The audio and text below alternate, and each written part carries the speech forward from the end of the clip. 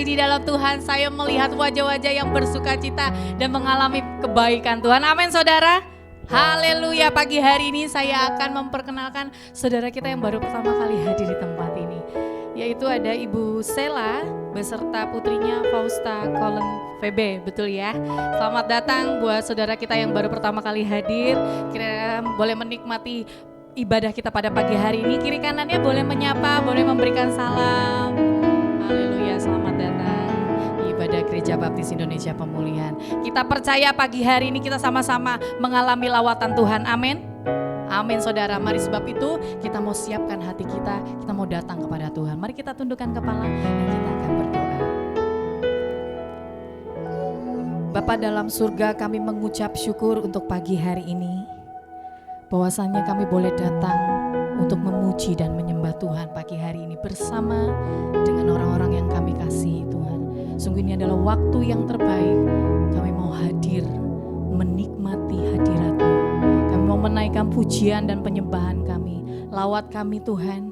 Kami membuka hati kami. Kami mau mengalami Tuhan secara pribadi pagi hari ini. Terima kasih ya Bapa. Kami siapkan hati kami, diri kami untuk menyembah-Mu Tuhan. Di dalam nama Yesus. Haleluya. Amin.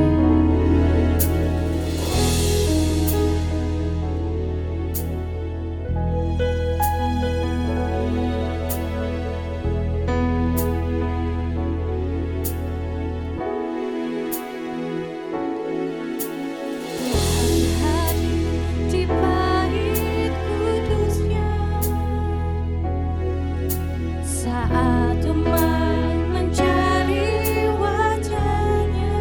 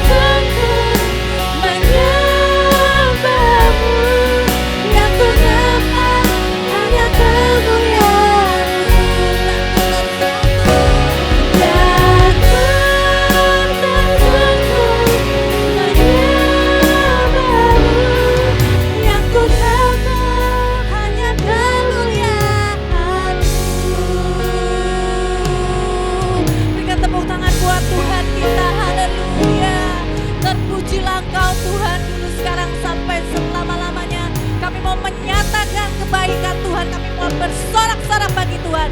Di dalam nama Yesus, haleluya. Amin. Sekali lagi berikan tepuk tangan yang meriah buat Tuhan kita. Masuk hadirat Tuhan dengan penuh sukacita. Amin saudara. Katakan kiri kanan saudara, bersukacita dalam hadirat Tuhan. Haleluya. Mari sama-sama kita memasuki gerbangnya dengan hati yang bersyukur kepada Tuhan.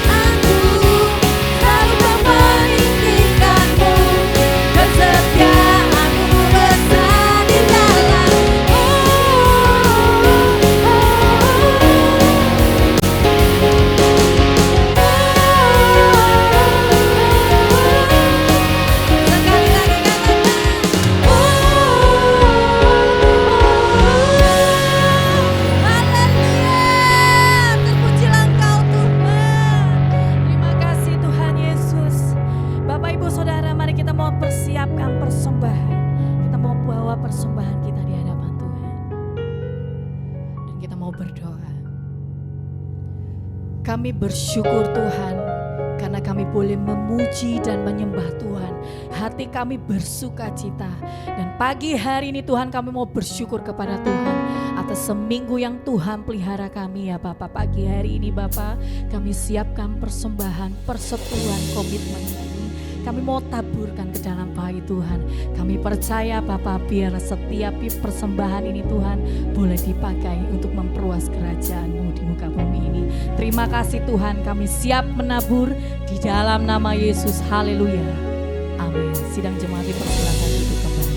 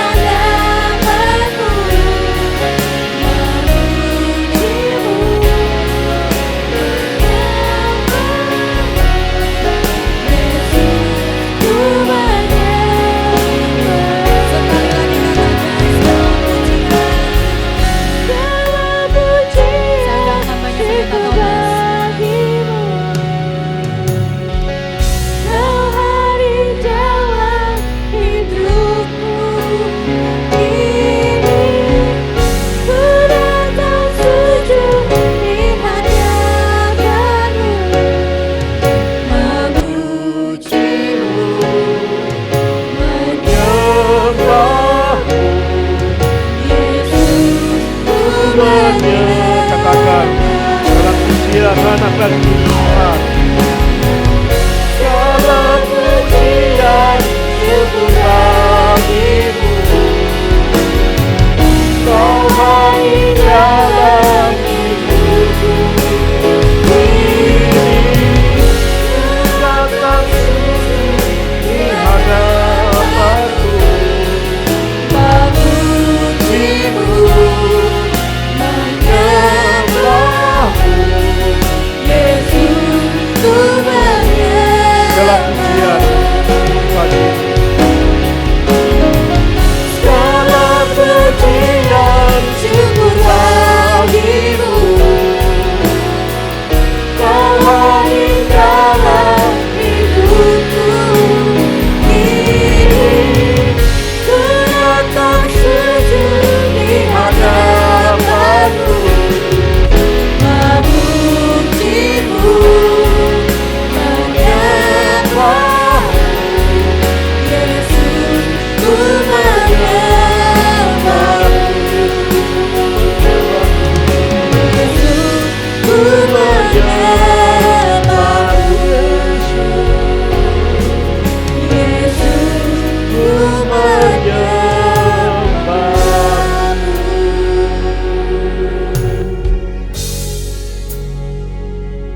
Engkaulah Tuhan Allah kami, Yesus Juru Selamat, Penolong, Penebus kami. Terima kasih Bapa. Ialah kiranya puji-pujian yang kami naikkan kepada Tuhan, menyukakan hati Tuhan, berkenan kepada Tuhan. Bapa, sebentar kami mendengar firman-Mu.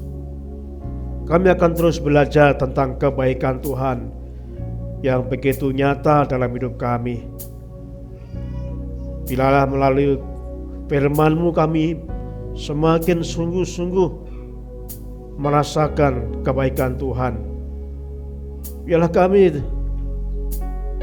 ada penuh kerinduan kami untuk melakukan bagaimana kami membalas kebaikan Tuhan itu selama hidup ini.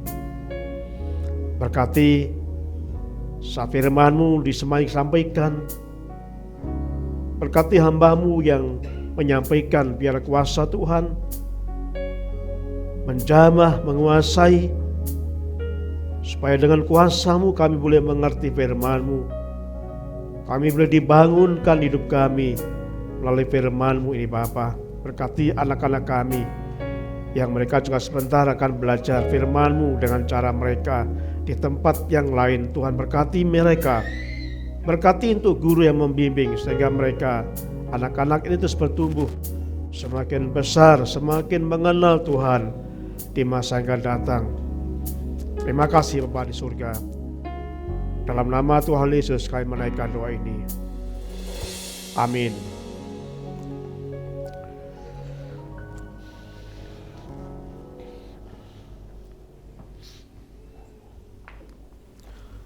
Shalom, Bapak Ibu yang kasih Tuhan.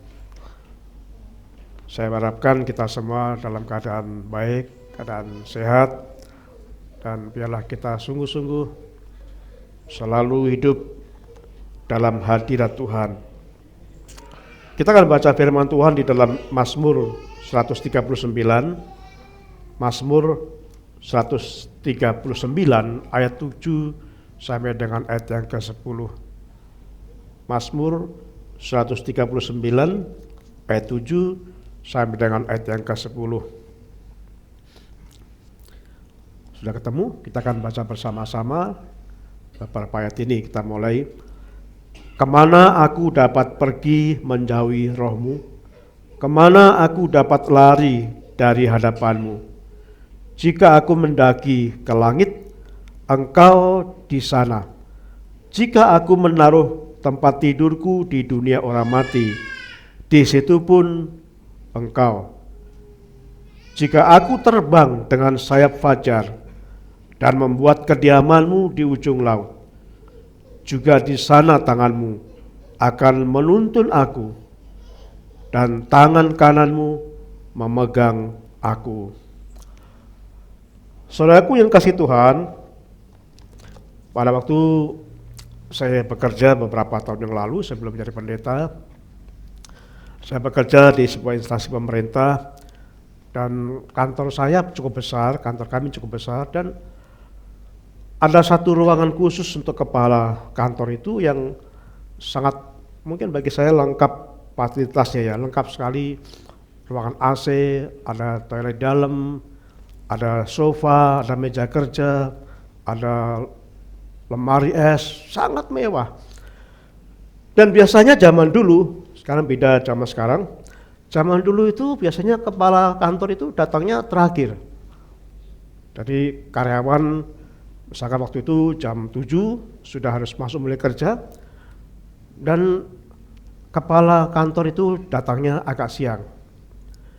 Nah, pada waktu absen dan karyawan tidak langsung bekerja karena merasa kepala kantor belum ada, sehingga santai-santai dulu. Pertama banyak membaca koran, kemudian ada yang main catur, ada yang kebanyakan ngopi-ngopi, ngobrol, dan macam-macam, sehingga suasana kantor waktu itu agak ramai, agak gaduh karena ngobrol, ngomong macam-macam. Nah, pada waktu dari jauh mobil kepala kantor itu mulai masuk gerbang pintu kantor itu, lalu semua karyawan bubar. Jadi kembali ke tempat duduk mereka masing-masing dan mulai bekerja. Semuanya rapi, teratur. Kenapa? Karena mereka tahu kalau kepala kantor sudah hadir, ada di ruang itu, sehingga tidak macam-macam lagi mereka. Nah, saudaraku yang kasih Tuhan, demikian pula kalau kita melihat kondisi bangsa kita nggak bisa dipungkiri, walaupun situasi sudah banyak yang kebaik-baiknya, sudah banyak yang bertumbuh, tapi situasi sekarang ini dalam kondisi yang kurang baik. Kita melihat berita-berita kegaduhan di mana-mana, ada banyak isu tentang korupsi yang begitu merajalela, begitu banyak, isu tentang tentang ijazah yang sampai sekarang belum selesai, isu tentang macam-macam, sehingga suasana menjadi gaduh. Di mana-mana gaduh, terjadi grup. Oh, saya grup ini, saya grup ini, saya kelompok ini. Kegaduhan di mana-mana di dalam kehidupan itu. Kenapa? Karena suasananya macam-macam kegaduhan itu. Ada beberapa tokoh nasional yang mendesak, mengirim surat kepada presiden berkata, kami mengharapkan presiden sebagai pemimpin negara, pemimpin pemerintahan hadir di dalam tengah-tengah kami, hadir dalam mengatasi kegaduhan itu supaya tidak gaduh lagi. Saudaraku kasih Tuhan, saya percaya sekali bahwa kegaduhan terjadi karena merasa tidak ada yang memimpin, tidak ada yang kita anggap sebagai sosok yang berkuasa dalam hidup kita, tidak ada kuasa yang mempunyai otoritas tertinggi. Di kantor kami waktu itu mereka gaduh karena merasa kepala kantor yang memegang kuasa otoritas tidak ada, tidak hadir, sehingga semua karyawan gaduh, ngobrol sana ke sini. Nah, situasi pemerintah kita, kondisi kita seperti itu, kegaduhan karena merasa tidak ada otoritas dari kepala negara yang tertinggi hadir langsung memberikan pengertian, memberikan tekanan, memberikan macam-macam supaya semua cepat selesai, sehingga masyarakat menantikan supaya kondisi cepat selesai, menantikan kehadiran sosok yang sangat berpengaruh, mempunyai otoritas tinggi dalam kehidupan negara ini. Saudaraku kasih Tuhan, kalau kita membaca firman Tuhan tadi di dalam Mazmur 139 ayat 7 sampai 10, dikatakan bahwa Tuhan itu hadir. Tuhan hadir di mana-mana. Di dalam ayat 7 dikatakan, kemana aku pergi menjauhi rohmu?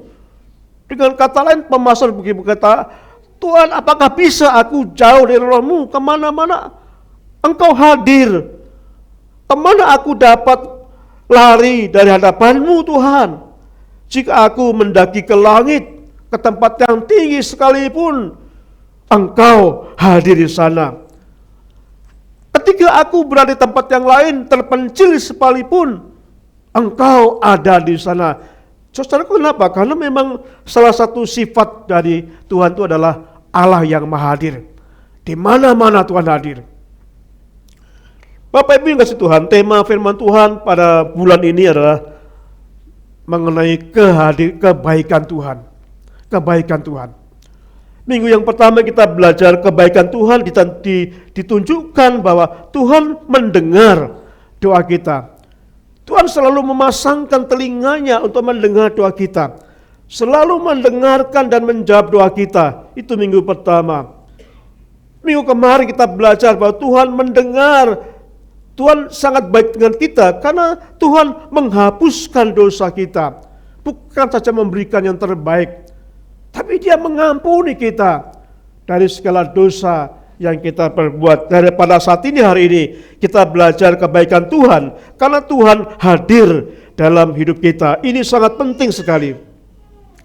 Saudaraku, kalau Tuhan tidak hadir dalam hidup kita, akan terjadi kekacauan dalam hidup kita. Kalau dalam keluarga kita tidak ada Tuhan yang hadir dalam keluarga kita, akan menjadi kekacauan dalam keluarga kita. Nah, saya percaya kehadiran Tuhan sangat penting. Itu sebabnya mari kita belajar tentang kehadiran Tuhan ini.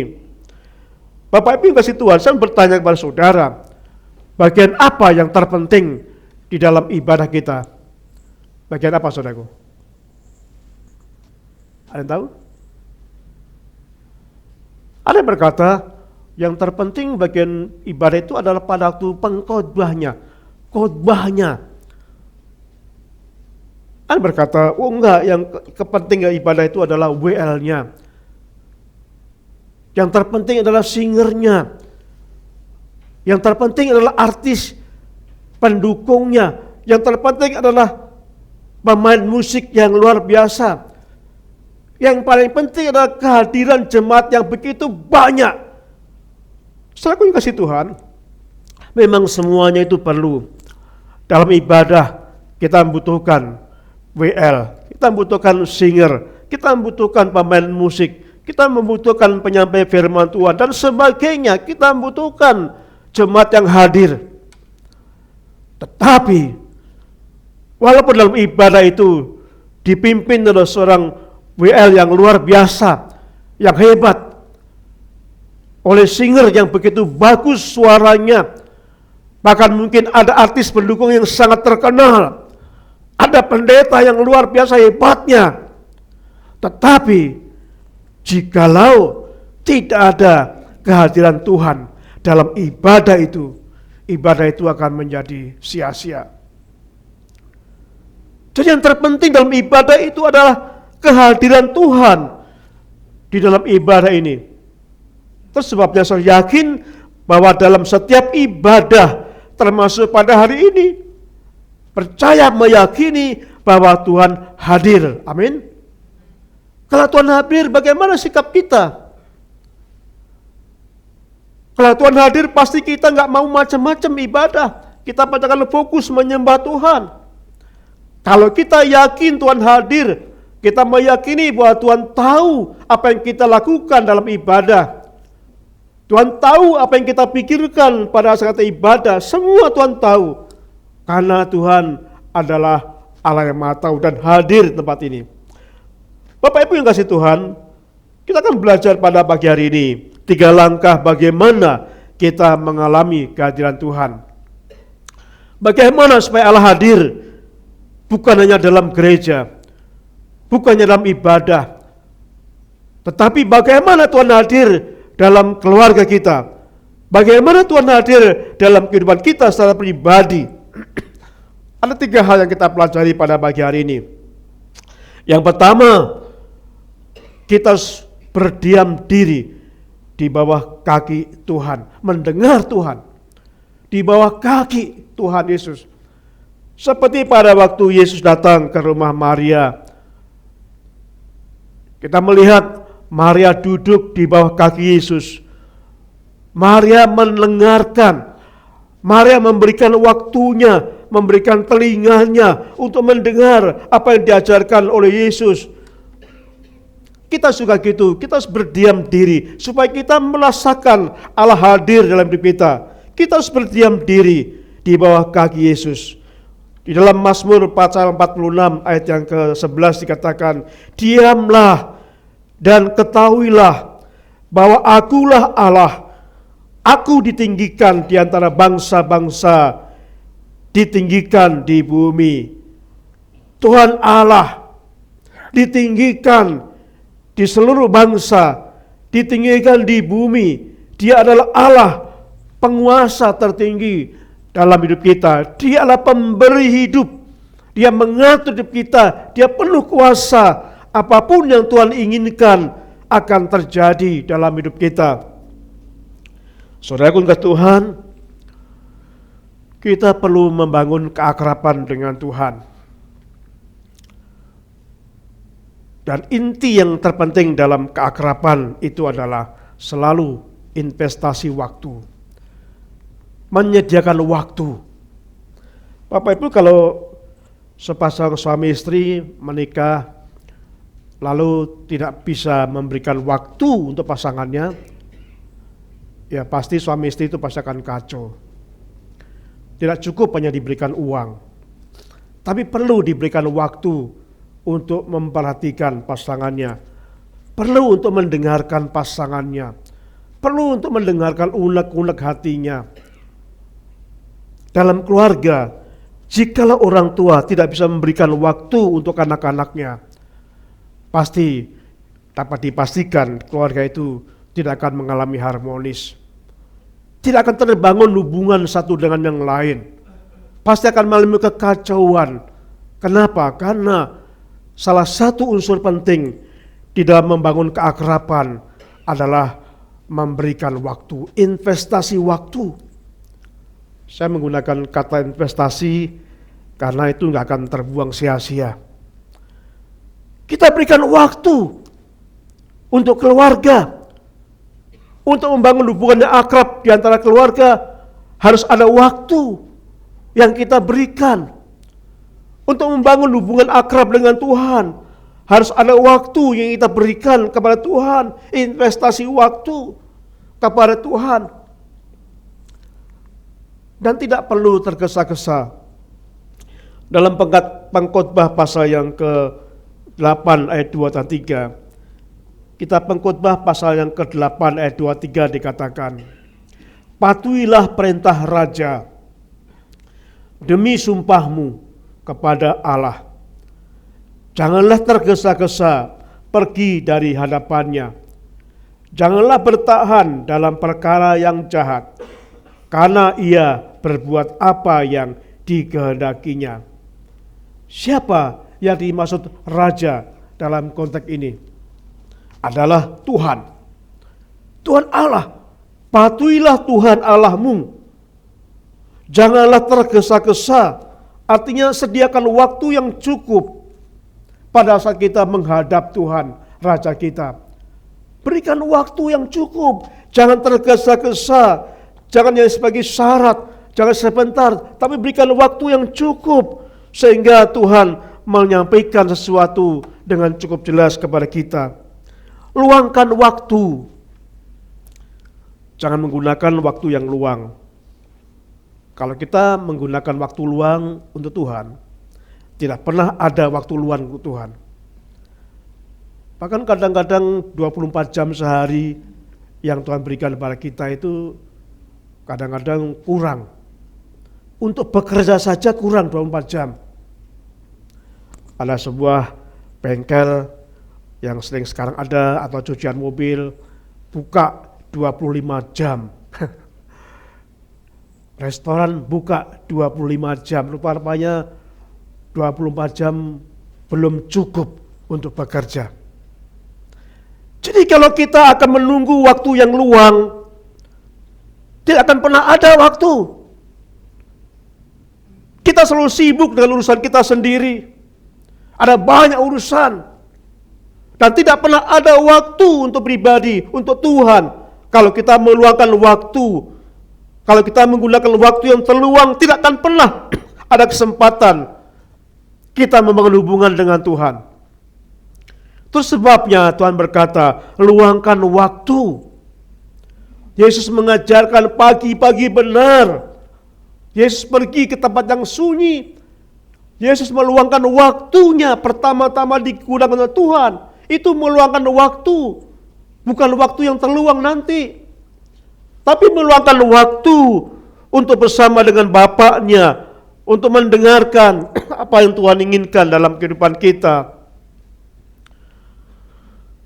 Saudaraku yang kasih Tuhan, dalam kehidupan kita semakin hari, semakin sibuk, semakin banyak kegiatan, tuntutan semakin besar. Tetapi ingat bahwa semua itu dikendalikan oleh Tuhan. Kita punya banyak rencana, kita punya banyak keinginan. Tetapi jikalau Tuhan tidak menghendaki, semua itu akan gagal. Tuhan Allah yang Maha Kuasa, Dia berkuasa melakukan apa yang dikehendakinya. Di dalam pengkhotbah tadi pasal yang ke-8 ayat 3, jangan tergesa-gesa pergi dari hadapannya. Janganlah bertahan dalam perkara yang jahat, karena ia berbuat apa yang dikehendakinya. Apapun yang kita rencanakan. Tetapi jikalau Tuhan tidak menghendakinya, semua akan gagal. Itu sebabnya kita butuh Tuhan. Kita perlu menyediakan waktu, meluangkan waktu untuk Tuhan. Tidak tergesa-gesa, tapi sungguh-sungguh kita ada selalu waktu untuk Tuhan. Saya mengharapkan Bapak Ibu setiap pagi selalu meluangkan waktu. Jangan waktu yang sisa. Wah, yang pertama itu untuk bekerja. Wah, nanti kalau capek Tuhan, kalau masih sempat, ya saya baru untuk Tuhan. Kalau sempat untuk Tuhan, kalau sempat untuk Tuhan lah. Gak akan pernah sempat, saudara. Luangkan waktu. Kalau kita ingin mengalami hadirat Tuhan nyata dalam kehidupan kita, ada kesempatan kita meluangkan waktu, investasi waktu untuk Tuhan, berdiam diri di bawah kaki Yesus. Yang kedua, saudaraku, ini dikatakan dalam firman Tuhan ini, yang kedua adalah hal yang juga tidak kalah pentingnya adalah berdialog dengan Tuhan. Berdialog dengan Tuhan. Kita meluangkan waktu untuk apa? Untuk berdialog dengan Tuhan. Di dalam doa. Doa bukan monolog. Ini yang kita sering salah. Kita sering memberondong perkataan kepada Tuhan. Kita sering memberondong doa-doa kita kepada Tuhan, keinginan kita. Mungkin kita terus sampai habis buku, tidak cukup. Kita terus nerocos bahwa Tuhan, saya ingin ini, saya ingin ini, saya ingin ini, saya ingin ini, saya mau ini. Semuanya kita katakan hanya untuk kita. Doa bukan seperti itu, tapi doa dialog. Kita berkata-kata, tapi juga ada kesempatan kita mendengarkan Tuhan berkata-kata kepada kita. Ini dialog. Doa bukan monolog. Selaku yang kasih Tuhan, kalau kita doa hanya seperti biasa, monolog itu kadang-kadang, wah kok udah lama doanya, ternyata baru 10 menit. Kenapa? Karena doa kita hanya monolog. Lama. Wah, kelihatan lama, tapi kita lihat jam, hanya 10 menit kita mampu berdoa. Karena monolog, saudaraku. Terus sebabnya Bapak Ibu, saya ingin menyarankan Bapak Ibu, kita terapkan bagaimana kita bisa berdoa dengan waktu yang cukup lama. Bagaimana kita berdoa dengan berdialog dengan Tuhan. Bapak Ibu bisa menggunakan pola 5P di dalam berdoa kepada Tuhan. 5P, penyembahan, pengucapan syukur, pengakuan dosa, permohonan, pembacaan Alkitab. Jangan langsung kita berdoa memberondong, tapi awali dengan penyembahan kepada Tuhan. Menyembah Tuhan. Biasanya kalau kami berdoa,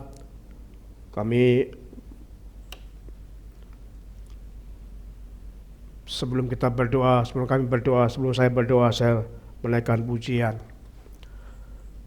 Menyembah Tuhan. Bukan menyanyi, tapi menyembah Tuhan.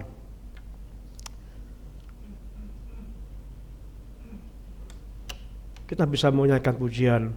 Seperti rusa rindu sungaimu, jiwaku rindu Engkau. Kaulah Tuhan hasrat hatiku, ku rindu menyembahmu. Kita bisa nyanyi semuanya. Engkau kekuatan dan perisaiku, kepadamu rohmu berserah. Kaulah Tuhan hasrat hatiku, ku rindu menyembahmu. Yesus, Yesus, Yesus, Kau berarti bagiku. Oh Yesus,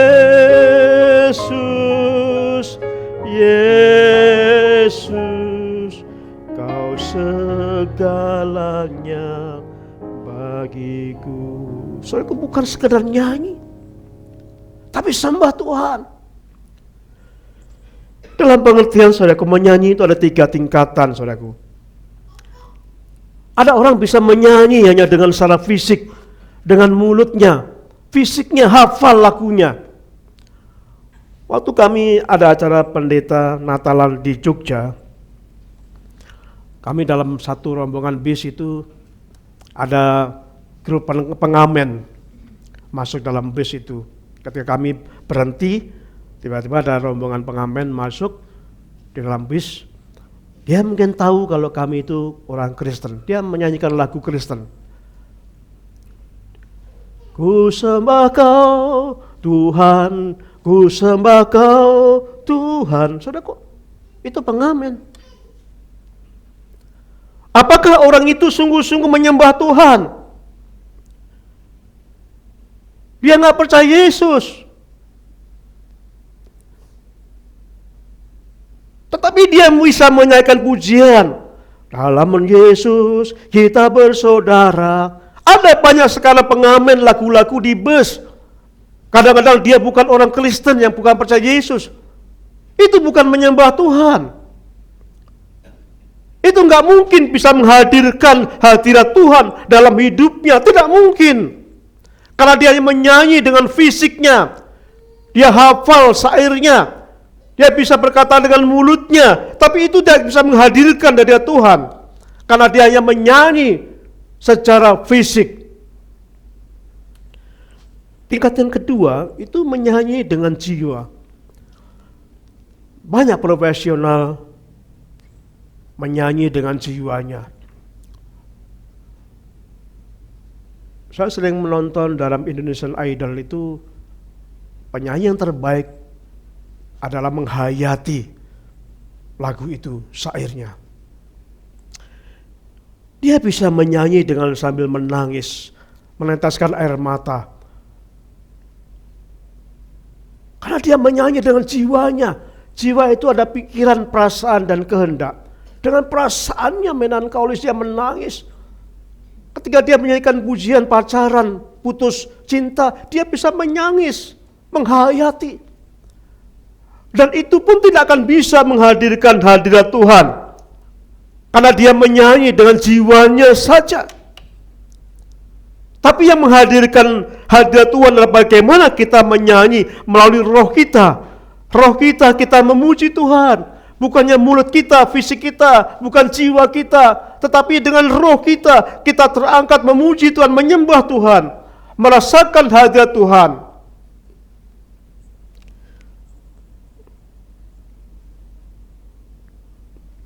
Saudaraku yang kasih Tuhan, di dalam Alkitab itu ada istilah yang disebut itu tehila. Tehila itu bahasa Ibrani artinya menyembah Tuhan, memuji Tuhan dengan sungguh-sungguh, mendatangkan hadirat Tuhan. Itu contohnya pada waktu Paulus dan Silas dimasukkan dalam penjara di Yerusalem. Tangannya diborgol, kakinya dipasung, dijaga. Tiba-tiba Silas dan Paulus menyembah Tuhan, menyanyikan lagu puji-pujian. Hadirat Tuhan hadir. Tembok yang begitu besar dalam tahanan itu roboh, hancur. Belenggu rantai yang besar yang mengikat tangan Paulus dan Silas itu lepas. Kenapa? Hadirat Tuhan hadir. Ada hadirat Tuhan yang nyata pada waktu Paulus dan Silas memuji Tuhan dengan rohnya. Kuasa Tuhan terjadi. Bapak Ibu, kita bisa memulai penyembahan kita. Kita bisa memulai penyembahan itu dengan menaikkan pujian. 1-2 lagu, jangan tergesa-gesa kita naikkan pujian dengan penuh penghayatan. Bukan hanya dengan mulut kita, tetapi dengan roh kita menaikkan pujian. Kita naikkan pujian kepada Tuhan, kita agungkan Tuhan. Kita sembah Tuhan, kita berkata dengan sungguh-sungguh mengakui kebesaran Tuhan. Kita berkata, Yesus, Yesus, Kau berarti bagiku. Oh Yesus, Yesus, Kau segalanya bagiku. Setelah penyembahan saudara bisa bermazmur. Bermazmur dan berdoa dengan kata-kata kita, tapi kita lakukan. Kau berarti bagiku, sembah. Oh Yesus, Engkau Allah kami yang Maha Kudus. Engkau Tuhan, ku bersyukur Tuhan. Saya menaikkan pujian. Kata-kata saudara sendiri mengagungkan Tuhan, itu menyembah, itu bermazmur kepada Tuhan. Supaya kita merasakan Tuhan ada dalam hidup kita. Bukan sekedar fisik saja, bukan sekedar jiwa saja, tapi sampai roh kita merasakan Tuhan ada di tengah-tengah kita pada kita menyembah Tuhan. Dan setelah itu kita baru masuk dalam poin kedua. Kita mulai berdoa, Tuhan, kami bersyukur kepadamu Tuhan. Engkau Allah kami yang baik. Engkau yang berkati kami istirahat semalam. Tuhan yang membangunkan saya pagi hari ini. Karena ada banyak orang yang tidur gak bangun-bangun. Ya. Makasih Tuhan Kau membangunkan saya. Makasih Tuhan Kau memberkati kami. Memberikan kecukupan pada kami. Ada banyak ucapan syukur saudara katakan. Ucapan syukur kepada Tuhan. Sampaikan dengan tulus. Apa yang telah Tuhan perbuat pada saudara. Dengan kesungguhan hati bersyukur kepada Tuhan. Dan kemudian bagian ketiga. Baru kita masuk dalam doa pengakuan dosa. Tuhan mengajarkan. Ampunilah. Seperti kami mengampuni orang bersalah pada kami. Kita mengampuni orang bersalah. Kita mendoakan mereka. Kita mohon pengampunan kepada Tuhan secara real. Ampuni saudaraku. Mengampuni juga kepada Tuhan. Minta ampun kepada Tuhan. Apa yang saudara perbuat. Walaupun Tuhan mengampuni kita saat kita diselamatkan. Tetapi dalam hidup kita masih sering berdosa. Kita perlu meminta ampun setiap hari Pak Tuhan. Kekilafan kita, kekurang sempurnaan kita, sikap kita, pikiran kita. Kita terbuka walaupun Tuhan tahu, tapi kita perlu ngomong supaya kita jujur ya Tuhan. Dan dalam pengampunan dosa, yang terpenting bukan manisnya perkataan kita, tapi pertobatan apa? Setelah kita minta ampun, apa kita sungguh-sungguh bertobat? Itu yang terpenting. Lalu baru kita masuk ke yang keempat, permohonan. Di dalam permohonan ini bukan langsung doa untuk pribadi, tetapi berdoa untuk orang lain. Di dalam permohonan itu, saudaraku, Bapak Ibu kalau lihat, di situ ada gambar orang berdoa kan begini ya. Iya gini ya. Nah ini ada pola, mungkin Bapak Ibu bisa mengingatkan saudara. Bagaimana urutan kita berdoa? Tidak langsung berdoa untuk pribadi kita. Yang pertama ini lihat, yang paling dekat dengan diri kita itulah apa? Ibu jari ya. Ini mengingatkan kita, siapa yang perlu kita doakan? Orang terdekat dengan kita. Doakan untuk suami saudara. Doakan untuk istri saudara. Doakan untuk orang tua saudara. Doakan untuk anak-anak saudara. Itu yang pertama, kita berdoa. Tuhan, saya berdoa. Jika orang tua masih ada, doakan kesehatan mereka. Berdoa untuk suami, untuk istri. Berdoa untuk anak-anak. Berdoa untuk cucu-cucu. Berdoa untuk siapa orang dekat saudara. Dan yang kedua adalah jilid telunjuk. Ini gampang saja mengingat telunjuk. Intinya yang kedua kita berdoa untuk orang yang sering memberikan petunjuk pada saudara. Doakan pendeta. Doakan orang yang suka menasihati saudara. Doakan pelayanan. Dan yang ketiga adalah berdoa untuk jari yang paling tinggi. Ini melambangkan orang yang punya kuasa yang tinggi. Doakan pemimpin-pemimpin negara kita. Doakan presiden. Doakan para menteri, doakan bupati, doakan wali kota, doakan lurah. Penguasa-penguasa secara bergilir, tidak semuanya habis. Mungkin hari ini saudara berdoa untuk wali kota. Mungkin besok saudara berdoa untuk kelurahan. Kita berdoa untuk para petinggi-petinggi penguasa kita. Dan yang keempat, ini jari manis. Ini berdoa untuk orang-orang yang lemah. Bapak Ibu tahu, kalau jari manis itu jari yang paling lemah? Percaya? Kita buktikan ya. Coba begini. Lalu jari tengah dilekuk ini. Nah, jari tengah dilekuk. Ibu jari bisa digerakkan, bisa gerak nggak? Bisa ya? Bisa ya? Telunjuk bisa? Kelingking bisa? Hari tengah? Bisa nggak? Bisa gerakkan ya? Jadi gini ya, nah ini. Lalu jari tengah ditekuk gini. Ibu jari bisa gerak? Telunjuk? Kelingking, jari tengah, jari manis. Nah, makanya paling lemah. Jadi paling lemah adalah jari manis. Ini mengingatkan kepada kita, berdoa yang berikutnya adalah doakan orang yang lemah. Lemah fisiknya, doakan orang yang sakit di sekitar saudara. Teman-teman yang sedang sakit. Doakan orang lemah imannya. Doakan Tuhan, saya berdoa, saya teringat dengan bapak ini, dengan ibu ini. Yang sudah lama Tuhan, mungkin dia ada masalah, mungkin ada, doakan Tuhan. Saya berdoa untuk si A sedang sakit Tuhan. Saya berdoa untuk ibu ini Tuhan, sedang sakit Tuhan. Yang lemah. Lalu jari kelingking, baru kita berdoa untuk pribadi kita. Kita berdoa untuk diri sendiri.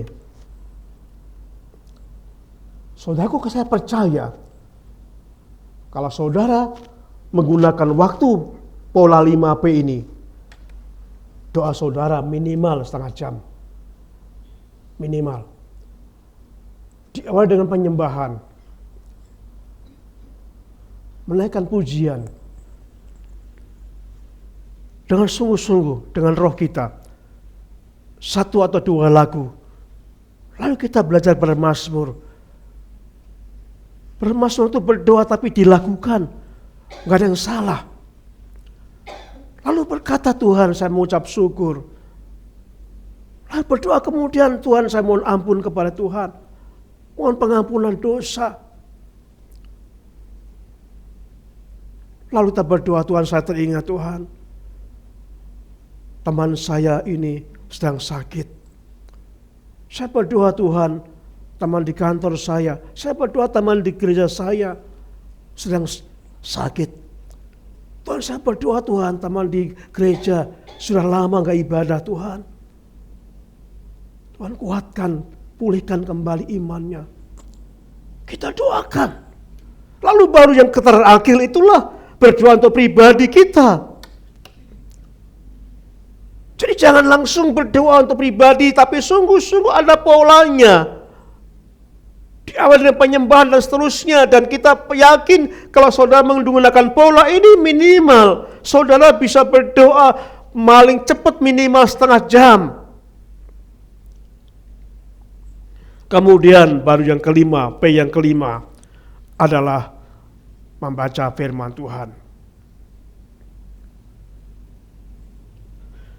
Kalau saudara membaca firman Tuhan 1 hari 4 pasal saja, setahun saudara bisa membaca seluruh Alkitab ini dalam setahun. Kalau sehari 4 pasal, saudara bisa membaca setahun ini, semua bisa saudara baca.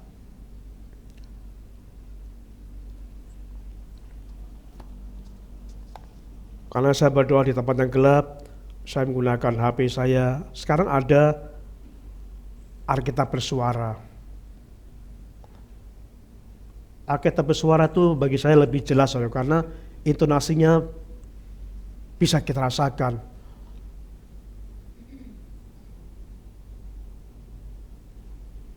Membaca 4 pasal, rasa-rasanya tidak terasa. Kalau saya membaca dengan seperti ini, mata saya nggak begitu jelas, mungkin baru 1 pasal udah ngantuk. Lagi pula waktu saya berdoa, saya gelap, sehingga saya menggunakan Alkitab bersuara itu mendengarkan suara Tuhan. Setelah itu kita tutup dalam doa. Tuhan, terima kasih. Kiranya Tuhan memberkati kami hari ini.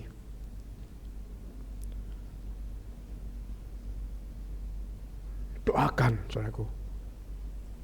Jangan tergesa-gesa. Berikan waktu untuk Tuhan. Luangkan waktu untuk Tuhan. Itu sebabnya saudara perlu sungguh-sungguh supaya saudara tidur tidak malam-malam. Supaya pagi-pagi bisa bangun dalam keadaan fit dan segar. Supaya ada waktu untuk Tuhan. Menyembah Tuhan. Kalau saya mulai berdoa jam 3 pagi, jam 4 selesai, ada waktu yang tidak gunakan yang lain. Kalau saudara bisa bekerja berdoa, misalkan mulai jam 2, jam 3 pagi berdoa, masih ada waktu untuk persiapan ke kantor. Asalkan malam, tidak tidur terlalu malam. Ini komitmen yang kita ambil supaya kita bisa meluangkan waktu yang terbaik untuk Tuhan. Baik, jadi yang kedua kita melihat bahwa yang pertama adalah bagaimana kita mengalami hadirat Tuhan. Yang pertama adalah kita harus duduk di bawah kaki Yesus. Yang kedua kita dialog. Kita duduk di bawah kaki Yesus, kita untuk berdialog dengan Yesus dalam doa. Diawali dengan penyembahan, bermazmur, pengucapan syukur, pengampunan dosa, permohonan. Lalu dia diakhiri dengan pembacaan Alkitab. Membaca dengan sungguh-sungguh, mengerti firman Tuhan ini. Dan yang ketiga adalah belajar mendengar suara Tuhan. Apa Ibu yakin bahwa kita masih bisa mendengar suara Tuhan? Mari kita buka dalam Yohanes pasal 10. Dalam Yohanes pasal yang ke-10, ayat yang ke-27. Yohanes pasal 10 ayat 27, kita baca bersama-sama.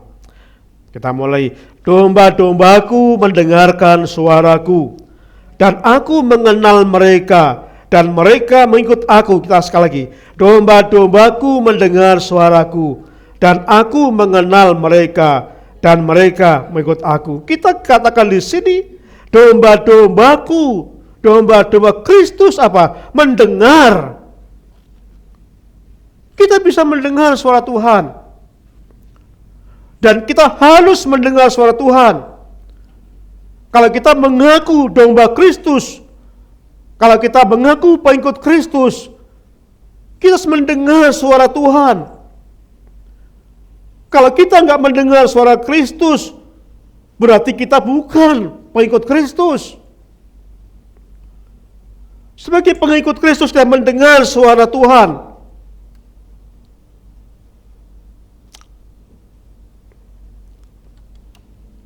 bagaimana kita bisa mendengar suara Tuhan? Nggak mungkin, atau mungkin mustahil, atau mungkin jarang saya mendengar Tuhan suara langsung. Memang mesti bisa terjadi. Waktu Rasul Paulus mendengar itu dengan telinganya langsung, dia mendengar. Saulus mendengar suara, Saulus, Saulus, mengapa engkau aniaya aku? Mendengar suara. Tapi dalam masa sekarang ini, Tuhan berbicara pada kita dengan banyak cara. Saudaraku, yang pertama Tuhan berbicara pada kita melalui peristiwa-peristiwa, melalui Alkitab. Terus sebabnya saudara perlu membaca Alkitab. Ini suara Tuhan. Kita harus dengar. Bagaimana kita nggak pernah membaca Alkitab? Bagaimana kita bisa mendengar suara Tuhan? Yang kedua, melalui orang lain, melalui khotbah, melalui nasihat orang lain yang benar.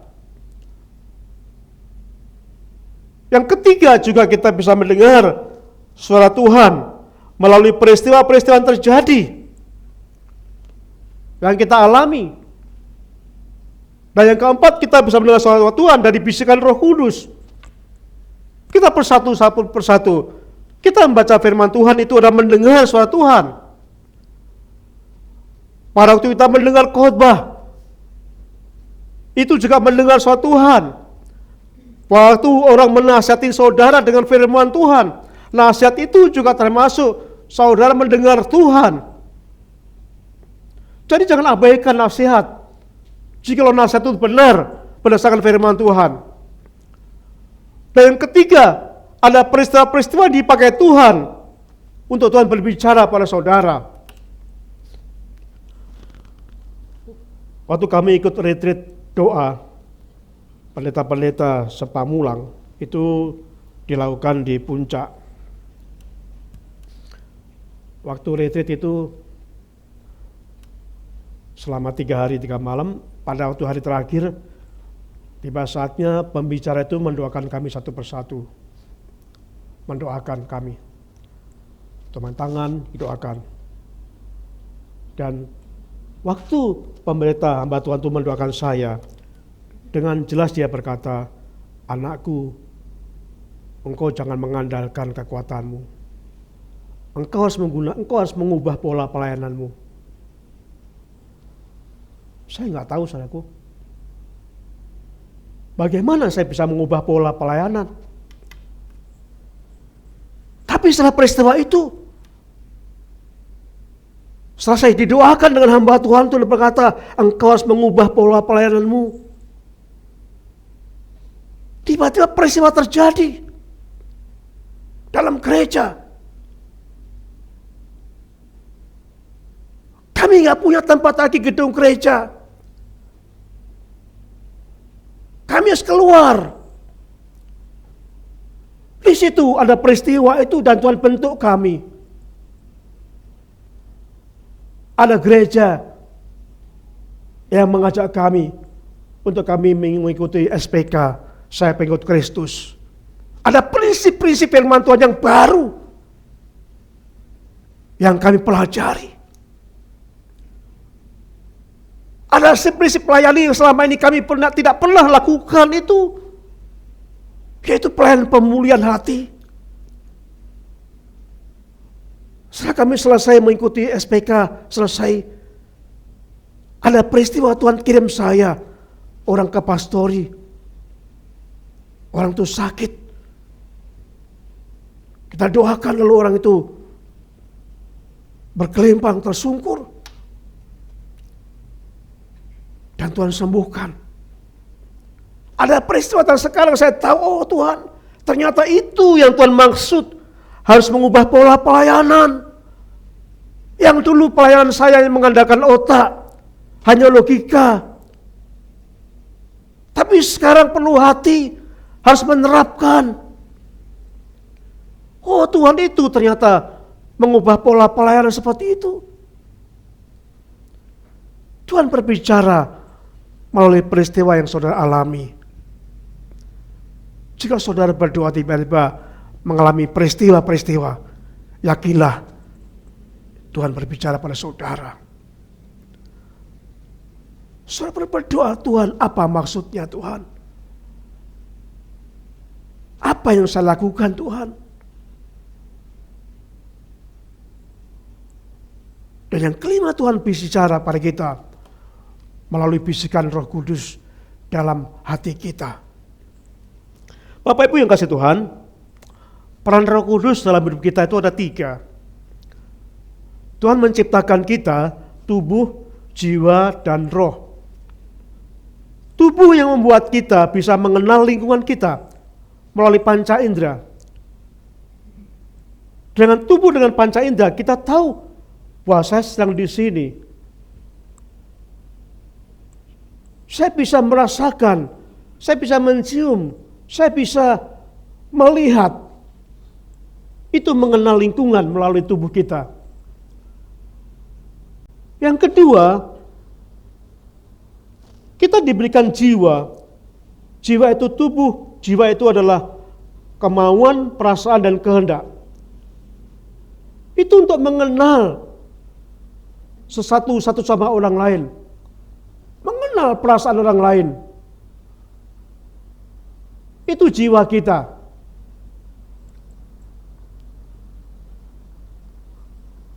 Dan yang ketiga adalah roh. Untuk mengenal Tuhan. Tidak pernah ada kambing yang bertobat. Amin. Gak pernah kambing yang sadar bertobat. Kenapa? Karena kambing tidak pernah hubungan dengan Tuhan. Hanya manusia yang bisa komunikasi dengan Tuhan karena punya roh. Dan peran roh dalam hidup kita itu luar biasa. Sangat luar biasa peran roh itu. Roh itu yang memungkinkan kita berkomunikasi dengan Tuhan. Kita berdoa pada Tuhan, kita menyembah Tuhan, komunikasi dengan Tuhan. Yang kedua, dalam roh kita ada hati nurani yang bisa membedakan yang benar dan yang salah. Kambing nggak punya itu. Kambing nggak punya, nggak tahu ini rumput di rumah orang, nggak peduli dia. Tahu rumput ya dihabiskan aja. Manusia tahu, wah itu bukan dompet saya nggak boleh ngambil. Karena itu dompet orang. Wah itu bukan istri saya. Manusia tahu. Karena punya hati nurani bisa membedakan yang benar dan yang salah. Dan bagian roh yang ketiga adalah Roh itu ada intuisi, punya firasat, punya batin. Dan melalui firasat, melalui batin itulah Tuhan berbicara kepada kita. Ada batin kita berkata-kata, mendengar suara Tuhan. Beberapa kali saya mendengar Tuhan melalui batin saya. Waktu saya pelayanan pemulihan itu, tadi katakan, tiba-tiba ketika saya bingung apa yang saya lakukan, Tuhan berbicara dalam batin saya, satu kalimat, satu kata, telinga. Saya nggak tahu. Waktu orang yang tersungkur tadi, tiba-tiba saya jamah telinganya, sebelah kiri, orang itu berteriak, dia tak panas, sakit. Dan setelah itu doakan dia sembuh. Waktu saya mau kunjungan, saya naik Vespa dengan istri,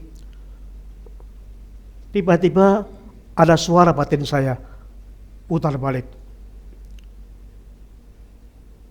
Lalu saya putar balik, dan Tuhan pimpin saya ke rumah orang yang minggu yang lalu hadir di gereja di Reni Jaya waktu itu. Dan ternyata orang itu sedang dilayani oleh Sek Yehova. Saya bersyukur bisa melayani ibu ini, bisa kembali menjelaskan tentang keselamatan yang hanya dari Yesus.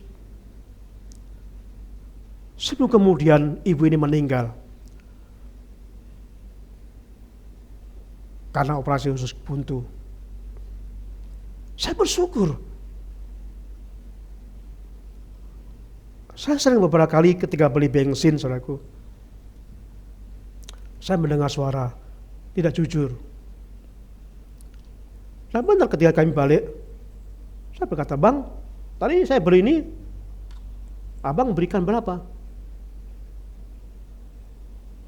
"Oh iya Pak, maaf Pak," ditambahi, saudaraku.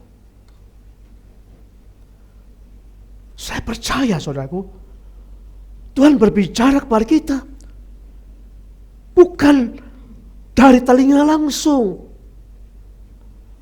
tapi melalui firman Tuhan.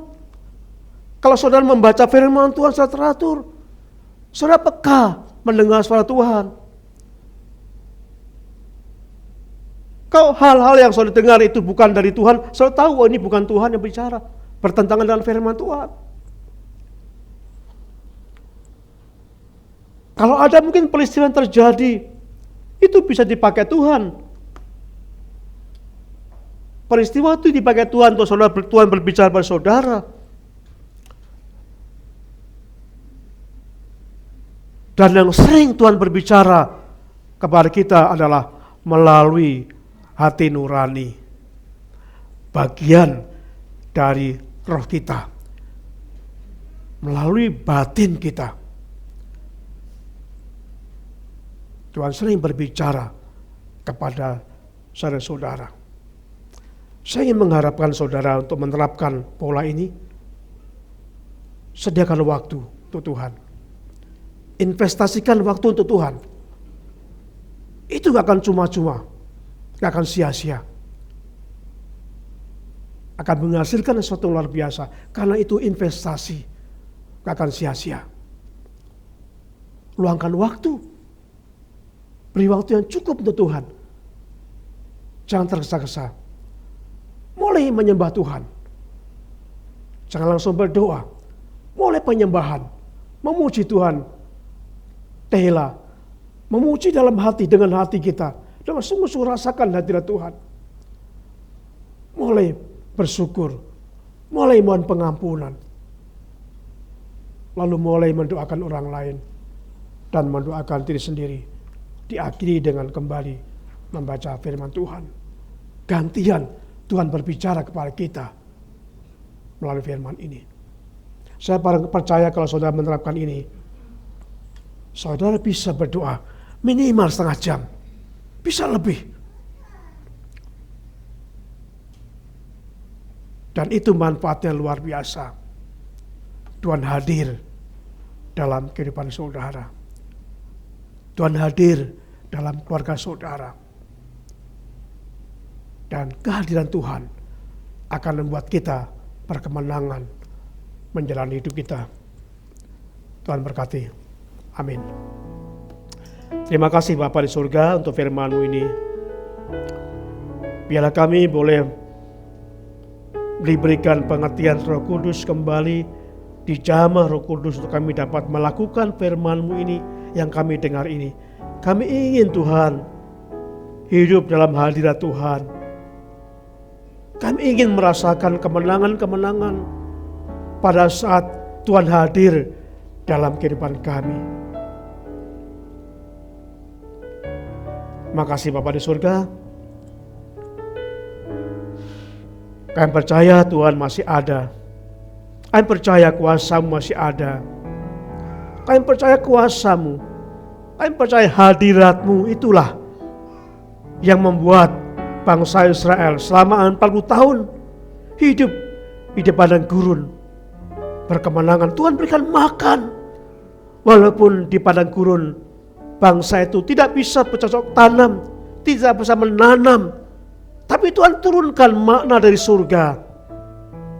Kami percaya Tuhan, hadirat Tuhan itu yang membuat Rasul Paulus dan Silas ketika di penjara, belenggu-belenggu yang mengikat mereka dilepaskan. Kami percaya pada saat ini Tuhan, ketika hadirat Tuhan ada dalam kehidupan kami, apapun yang kami hadapi, belenggu apa yang kami rasakan, tantangan apa, percaya hadirat Tuhan itulah yang memberikan kami kemenangan dalam hidup ini. Makasih ya Tuhan surgawi. Makasih Tuhan.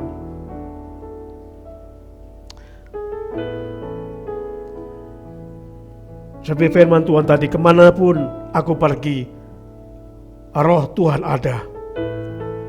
Ketika aku mendaki ke langit, Tuhan ada. Ketika aku pergi ke mana-mana, ada Tuhan. Hadirat Tuhan selalu ada. Biarlah kita merasakan hadirat Tuhan ini. Kita nyanyikan pujian ini.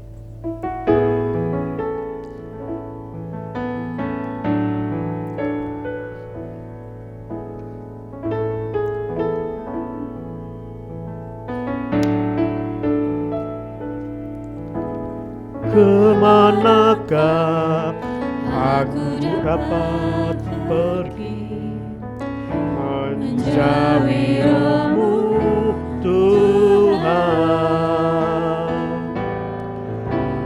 Berlari mendaki ke langit, namun Engkau ada di sana.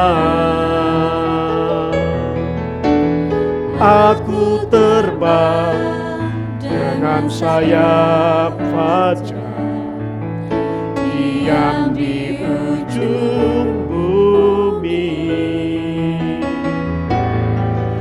Namun tangan-Mu menuntunku selalu, bawaku mendekat padamu.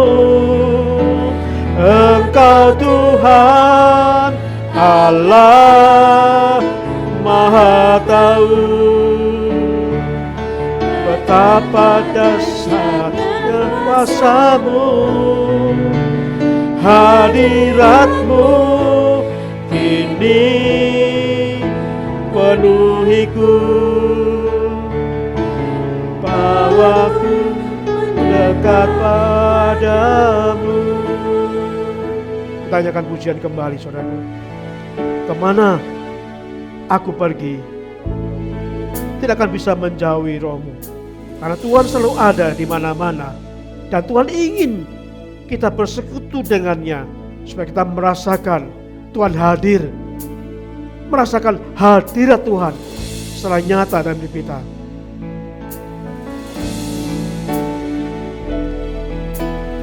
Kemanakah aku dapat pergi menjauhi Roh-Mu Tuhan? Berlari mendaki ke langit, namun Engkau ada di sana. Aku terbang dengan sayap fajar, diam di ujung bumi. Namun tanganmu menuntunku selalu, bawaku mendekat padamu. Engkau Tuhan Allah Maha Tahu. Betapa dahsyatnya, betapa dahsyatnya kuasa-Mu, hadirat-Mu ini penuhiku. Bawaku mendekat padamu. Engkau Tuhan, Engkau Tuhan Allah Maha Tahu. Betapa dahsyatnya kuasa-Mu, hadirat-Mu ini penuhiku. Bawaku mendekat padamu.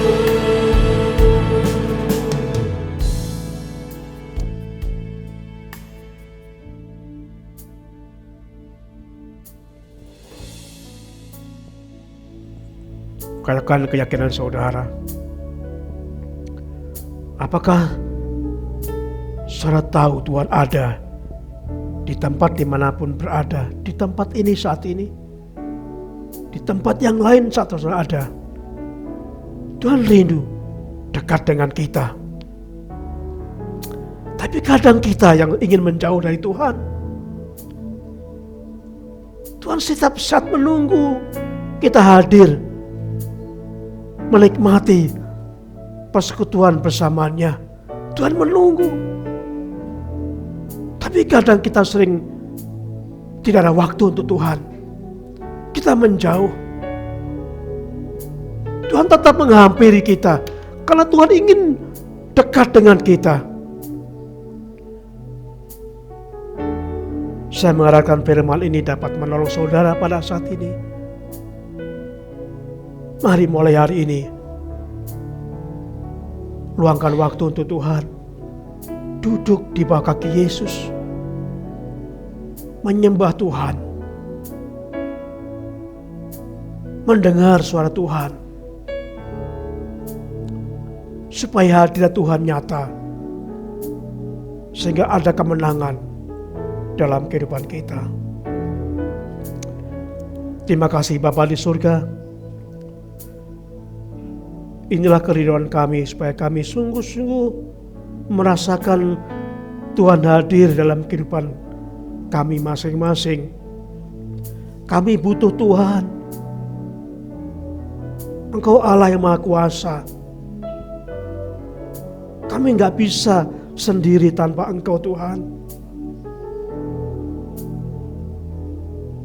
Bila firman-Mu akan menguatkan kami, memberi motivasi kami untuk kami selalu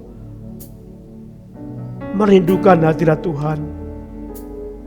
Saat kami menyediakan waktu untuk Tuhan, menyembah Tuhan, mendengarkan Tuhan berbicara pada kami. Kita berdiri bersama-sama, kita mengakhiri ibadah kita pada pagi hari ini. Terima kasih Tuhan, Engkau telah memberkati dalam ibadah pada pagi hari ini. Tiba saatnya kami akan mengakhiri ibadah ini. Pada saat kami meninggalkan tempat ini, kiranya Allah sumber segala kasih karunia yang telah memanggil kamu dalam Kristus kepada kemuliaannya yang kekal akan melengkapi, meneguhkan, menguatkan, dan mengokohkan kamu. Ia yang punya kuasa sampai selama-lamanya. Terpujilah Tuhan, Haleluya. Amin. Ku mau memujimu, Ku selalu pujimu, ku mau menyembahmu, ku selalu sembahmu. Kau yang layak terima sebuah pujian, kemuliaan hanya bagi Tuhan. Ku mau memujimu, ku selalu pujimu, ku mau menyembahmu, ku selalu sembahmu. Kau yang layak terima sebuah pujian, kemuliaan hanya bagi Tuhan. Kau yang layak terima sebuah pujian, kemuliaan hanya bagi Tuhan. Kau yang layak terima sebuah pujian, kemuliaan hanya bagi Tuhan.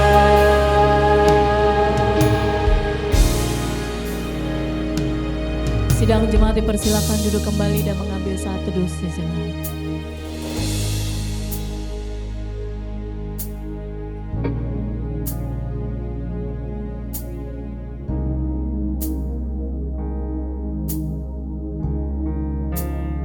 Amin, puji Tuhan, ibadah kita sudah selesai. Mari kita akan bersalaman dengan Gembala dan Ibu dan saudara kita yang baru pertama kali datang, Ibu Sela dan yang lainnya. Sampai jumpa minggu depan, Tuhan Yesus memberkati.